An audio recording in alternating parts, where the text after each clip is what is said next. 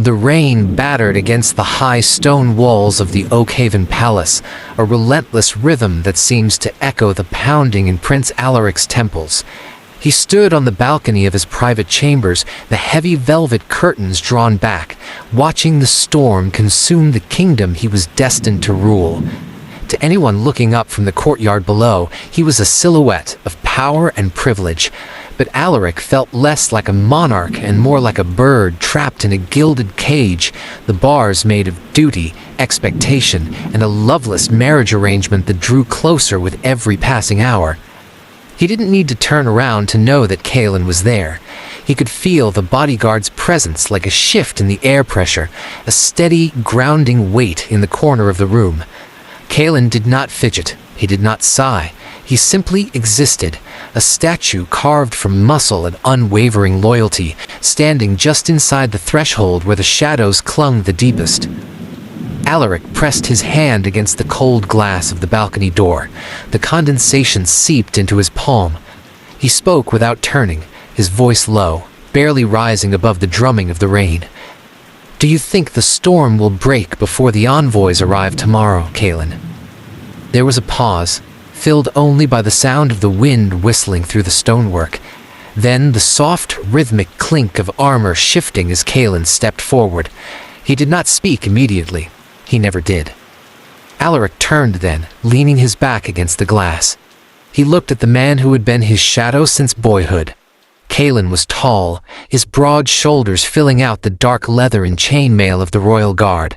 His hair was dark, swept back from a face that might have been beautiful if it weren't so resolutely closed off.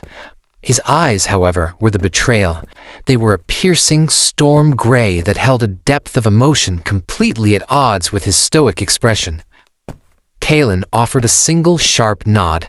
It was a precise movement, indicating he believed the weather would clear. Alaric offered a tired smile. "You are a man of few words, my friend. I envy you that. Sometimes I feel as though I am drowning in words, treaties, vows, declarations.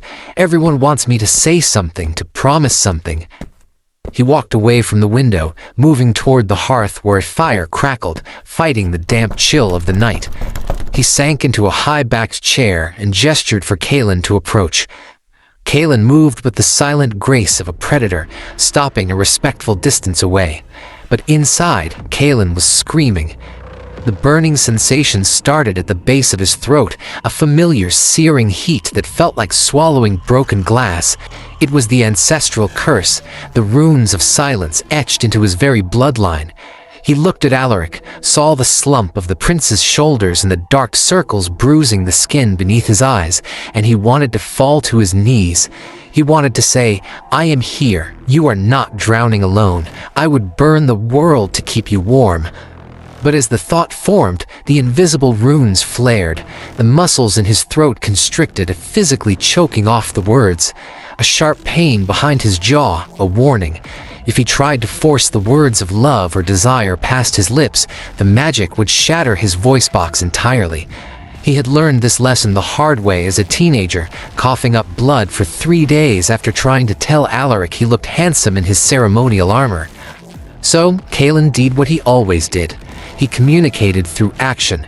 He walked to the side table, poured a goblet of spiced wine, and placed it silently on the small table next to Alaric's hand. Alaric looked up, his eyes softening. "Thank you." Kaelen bowed his head slightly. The heavy oak doors of the chamber groaned open, breaking the intimacy of the moment. Lord Vane swept into the room, his crimson robes billowing around him like a pool of blood. The High Advisor was a man of sharp angles and sharper smiles, carrying a scent of dried herbs and old parchment. Behind him, 2 servants struggled under the weight of a long, heavy object wrapped in burlap.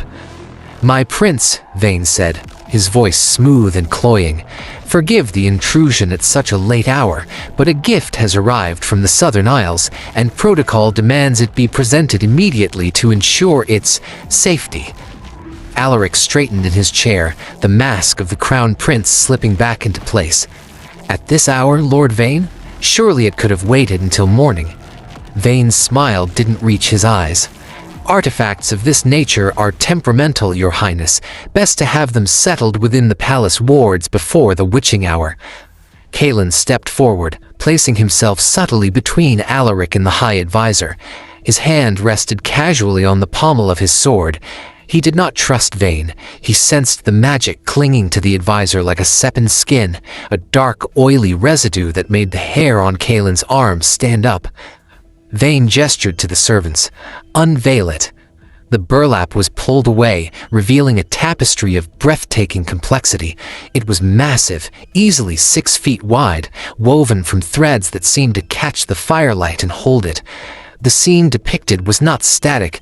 It was a swirling, abstract representation of the kingdom, the castle, the forest, the village. But the colors were muted, grays and dull browns, as if the image was sleeping. "What is it?" Alaric asked, stepping closer, intrigued despite himself. "It is the Loom of Truth," Vane replied, watching Alaric's face closely. "An ancient relic. Legend says it weaves the history of the place where it hangs. It records not just events, but the essence of the time. A fitting decoration for the corridor outside your chambers as you prepare to enter this historic union." Alaric reached out to touch it, but Kaelen's hand shot out, intercepting the prince's wrist. Alaric looked at Kaelen, surprised. The bodyguard's grip was firm, his eyes wide with warning. Kaelen shook his head slowly. "Don't touch it." Vane chuckled, a dry, rattling sound. "Your watchdog is ever vigilant. But there is no danger, Prince Alaric. It is merely wool and silk." From the hallway behind them, a new voice spoke up. "It is not merely anything, Lord Vane." Elara, the keeper of the royal archives, stepped into the room. She was breathless, her spectacles askew, clutching a leather-bound book to her chest. She looked at the tapestry with a mixture of awe and terror. "Elara?" Alaric pulled his wrist gently from Kaelen's grip. "What do you know of this?"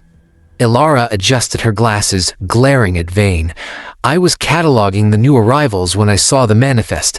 The Loom of Truth hasn't been seen for 3 centuries. It was thought lost in the Great Fire. It is said to be empathetic. It reacts to the strongest emotions in its vicinity. It doesn't just record history, my prince. It exposes it." Vane waved a hand dismissively. "Fairy tales, my dear archivist. It is a beautiful antique, nothing more." Alaric looked between them. The tension in the room was palpable. He looked at the tapestry again. For a second, he thought he saw a thread of silver ripple through the gray fabric, like a pulse. "Hang it in the corridor," Alaric decided, his voice final.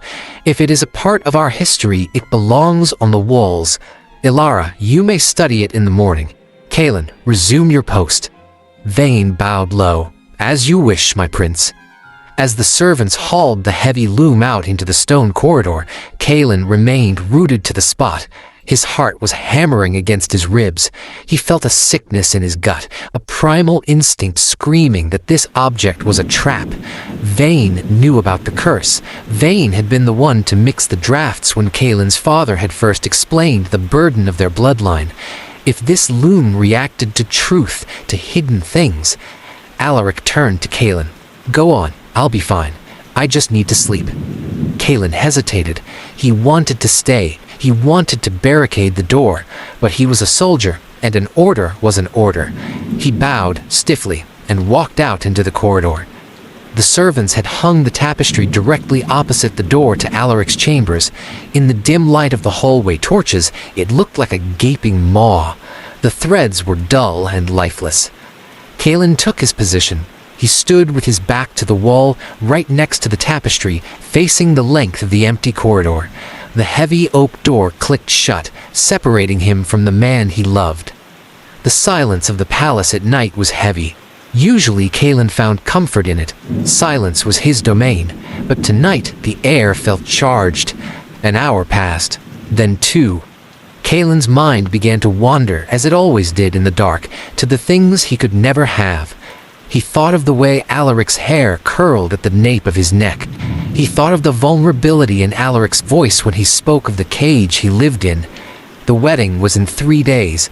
A princess from the neighboring kingdom, a political alliance. Alaric would be married, and Kaelen would remain his guard, standing outside the door while Alaric built a life with a stranger. The pain in his throat flared, hotter this time. It wasn't just the physical constriction of the curse, it was the sheer force of the emotion battering against the dam. He loved Alaric. He had loved him since they were children, stealing tartlets from the kitchens. He loved him with a desperation that felt like it was eating him alive. Behind him, a soft humming sound vibrated through the stone. Kaelen stiffened, his hand going to his sword. He looked around. The corridor was empty. He glanced sideways at the tapestry. The gray threads were moving. It wasn't a draft. The windows were closed. The threads were weaving themselves, sliding over and under each other with a fluid, hypnotic motion, and they were changing color. Where they had been dull and slate gray, faint veins of deep, bruised purple were beginning to appear. Kaelen stepped away from the wall, staring at it. The purple threads swirled, forming a shape.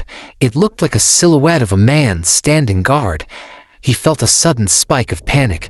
He tried to clear his mind, to focus on the stone floor, the flickering torch, anything but the feeling in his chest. But the more he tried to suppress it, the more the runes in his throat burned. The pain was blinding. He gasped, his hand flying to his neck, clutching the collar of his tunic. The tapestry flared. A bright, burning crimson thread shot through the weave, entwining with the purple. It pulsed in time with Kaelen's heartbeat. The door to the bedroom opened.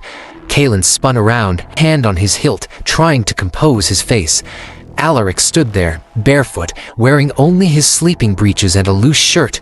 He looked disheveled and awake. "I can't sleep," Alaric said softly. "I keep hearing a humming sound." Kaelen stepped to the side, trying to block the tapestry with his body. He shook his head, feigning ignorance. Alaric stepped into the hall. The stone floor was cold beneath his feet. He looked at Kaelen, really looked at him. "You're in pain," Alaric said. It wasn't a question. He reached out, his fingers grazing Kaelen's clenched jaw. "You're clenching your teeth so hard I worry they'll crack. What is it, Kaelen? Is it the threat of the wedding? Do you fear for my safety?" Kaelen's eyes squeezed shut. The proximity was too much. Alaric's scent, cedar and rain, filled his senses. "No," he thought, screaming it inside his skull. "I don't fear for your safety. I fear for your happiness. I fear losing you." The burning in his throat became an inferno. He couldn't breathe. He choked, a rough sound escaping his lips, and stumbled back. "Kaelen!" Alaric held him, terrified. All right, stop. I'm sorry, I shouldn't have asked. Just breathe." Alaric wrapped his arms around Kaelen, pulling the larger man into an embrace. Kaelen buried his face in Alaric's shoulder, shaking. The physical contact was a balm and a torture. Alaric rubbed Kaelen's back, soothing him. "It's okay, you don't have to speak. I know you're loyal. I know you're with me. That's enough." It's not enough, Kaelen thought. It will never be enough. Over Alaric's shoulder, the Loom of Truth was working frantically. The humming grew louder, though Alaric thought it was the wind. The threads were moving faster now, weaving with impossible speed. The gray background was being consumed by a picture of vivid, undeniable clarity. It depicted two figures. One was a prince with a crown of gold. The other was a dark-haired warrior in armor. But in the tapestry, they were not standing apart. In the tapestry, the warrior was on his knees, offering not a sword, but his own heart, which was depicted as a glowing crimson gem held out in his hands. Vines of gold connected the two figures, wrapping around them, binding them together in an embrace that was intimate, tender, and unmistakably romantic. The colors were so bright they seemed to illuminate the dark hallway. Alaric pulled back slightly to look at Kaelen's face. "You should rest, Kaelen. I'll call another guard to—" Alaric's voice died away. He was looking past Kaelen. His eyes had caught the movement on the wall. Kaelen froze. He saw the reflection of the tapestry in Alaric's widening eyes. He saw the confusion, then the realization, then the shock. Alaric stepped back, releasing Kaelen. He walked slowly towards the loom. "What is this?" Alaric whispered. Kaelen turned. He felt the blood drain from his face. The tapestry had laid him bare. Every secret thought, every hidden desire, every moment of longing he had suppressed for a decade was there, woven in silk and magic for the world to see. The figure of the warrior in the weaving had Kaelen's face, and the look in the woven eyes was of such raw, devastating adoration that it was painful to witness. Alaric reached out, his fingers hovering inches from the fabric. He traced the line of the golden vine that connected the two figures. He turned back to Kaelen. The silence in the corridor was absolute, but the air crackled with a different kind of energy now. "This is us," Alaric said, trembling. Kaelen couldn't move. He couldn't deny it. The Loom of Truth did not lie. He stood there, exposed, the armor he wore suddenly feeling like paper. He waited for the rejection. He waited for the disgust. He waited for Alaric to banish him for presuming to love a future king. Alaric looked from the tapestry to Kaelen, and then back to the tapestry. He seemed to be processing years of memories, recontextualizing every glance, every touch, every moment of silence